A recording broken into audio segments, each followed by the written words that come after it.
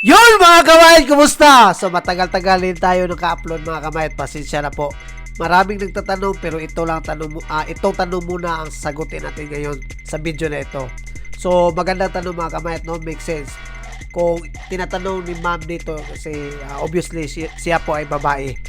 Kung kailangan ba daw mag-PTE bago mag-apply or tsaka na mag-PTE or mag-IELTS pag meron ng employer or ni-require na ng employer. So, ganito yan. Sa aking experience mga mate ay noon nag-take po ako ng English Proficiency Exam is nung ni-require na ako ng employer ko. Pero hindi ko po siya i-advise na ganoon din po ang gagawin nyo. Bakit? Napaka-pressure. Kailangan mo i-post ang sarili mo para mag-study dahil hindi po biro ang English Proficiency Exam, ma-PTE man or IELTS. Kasi kanya-kanya po tayong kahinaan at kanya-kanya po tayong kalakasan.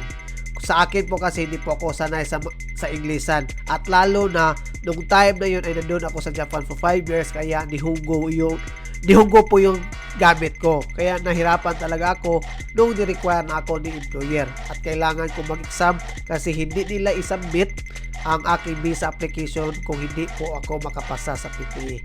At pangalawa, kung ikay mag-exam na required na ng employer, napakahirap nun. Bakit? Pressure ka sa pera kasi ang mahal ng English Proficiency Exam. Pangalawa is pressure ka sa oras kasi kailangan mo magtrabaho, kailangan mo mag-study.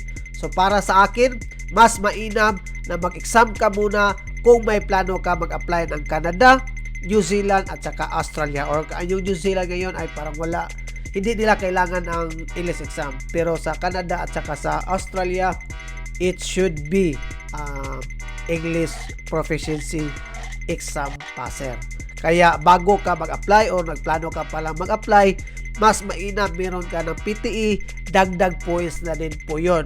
Kasi pag malaman ni employer na meron ka ng PTE, ay nako, matik yun. At saka yung mga resume mo na napakaganda ng format, stated lahat ng mga kakayahan mo, mga karakteristik mo, mga experience mo, yun po ang pinaka-importante.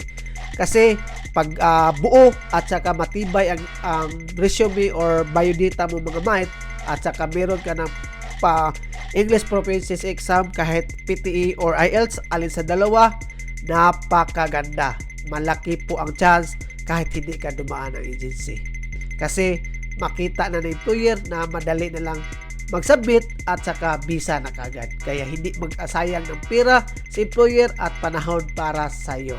Yun po, kailangan mag-exam or mas mainam mag-exam ka muna bago mag-apply para dagdag points at hindi ka na mahirapan kasi ready na yung mga papel mo. Maraming salamat at bulal!